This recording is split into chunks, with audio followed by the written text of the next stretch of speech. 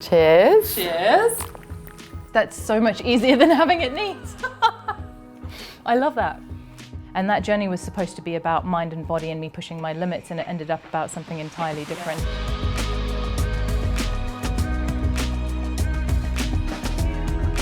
Welcome to Nc'Nean's Whisky Six Social.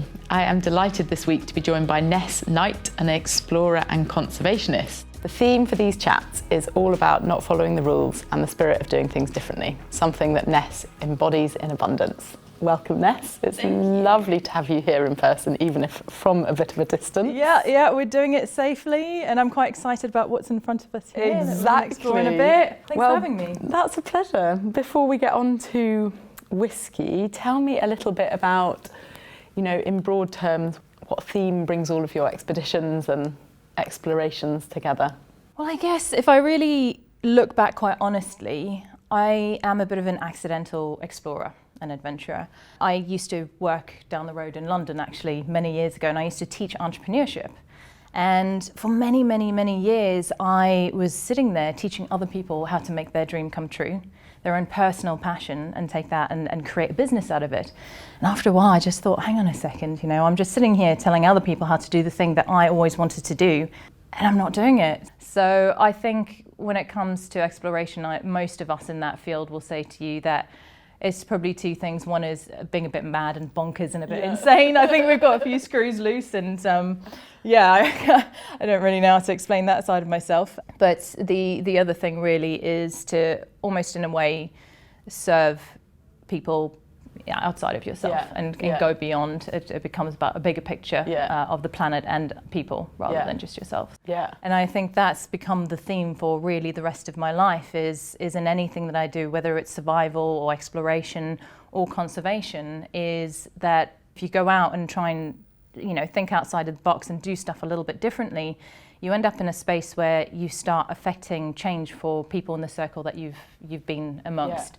And it's easy to forget that ripple effect doesn't stop there. Well, on that note, sustainability in our own very small way is very important to what we're trying to do at Nc'Nean and in how we make the whiskey, all the way from the beginning of the supply chain, buying organic barley, through to the renewable energy that we use at the distillery, all the way to our recycled bottle.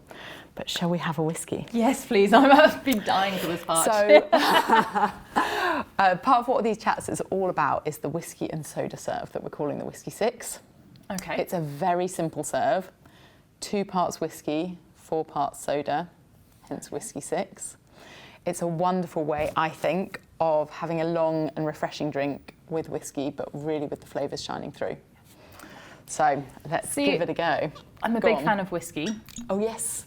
Very big fan of whiskey. How do you normally drink it? So my brother is the one that introduced me to whiskey many years ago. He's he just loves it. He's got shelves and shelves and shelves and shelves at home and drives his wife nuts with the fact that he's constantly buying them. But he has always given it to me in the very classic way of just neat. And he'll go and he'll make me taste it and then put a little droplet in of water and then have that. And I almost feel, I don't know, have I done something wrong if I put too much or too little, or how am I doing it? What's the right way? Are you allowed to put ice? Are you not? And I'm quite overwhelmed with the whole conversation about how to do whiskey properly. Wow. So I'm over the moon that there's a way that I can just get my soda and some mint and do it in a completely different way. And I think there has been a perception, especially in Scotch, that you mustn't do anything to it. It's sacred. But we don't really agree with that. Yes, of course, if you want to drink it neat, definitely.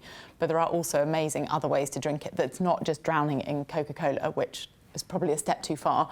But we just think this is really delicious and refreshing, and it's long and savoury and wonderful. So there you are. Oh, exciting. Cheers. Cheers. Oh, that smells gorgeous.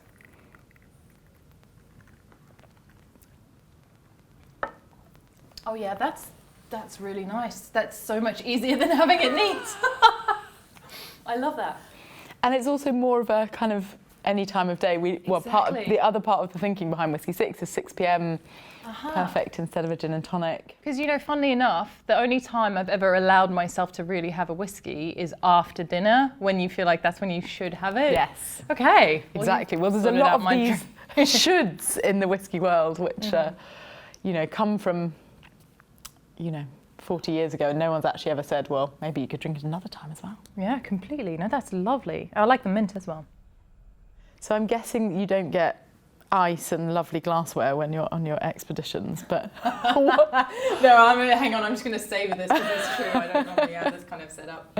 what do you get to take any little luxuries with you, or is it more just what you find on the way? Yes, I do definitely take luxuries with me. Funnily enough, whiskey is one of them.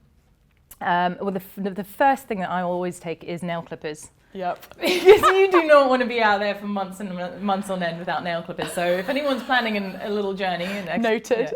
Don't forget the nail clippers. Nail clippers. Knifing it is just not. It's not Yeah. okay. And yeah, one of my favourite things of all time through all of my expeditions has been a little hip flask, and it's actually one that's been in my family for I think it's nearly a couple of hundred years. So my mum always freaks out when I take it with me. She's like, please don't damage it, don't destroy it, don't drop it in the river. But I take that with me, and just put a little bit of whiskey with that, and there's nothing better than you've set up your camp, you've worked so hard, blood, sweat and tears during the day, and you're finally set up and sitting underneath beautiful stars, listening to the wildlife around you, lions roaring, or, you know, in the jungle, and you're listening to howler monkeys and the calls of jaguar, and it's just incredible, and just having a little toot, a little sip of whiskey, you know, there's nothing better. Sounds wonderful. Yeah. It is. You should do it more. Exactly. Thank you so much for joining us today, Ness. It's been such an inspiring conversation about doing things differently and thinking about the world in a different way. It's been incredible. Thanks for having me. If you want to follow Ness on her adventures, she's on Instagram at Ness_night. Cheers.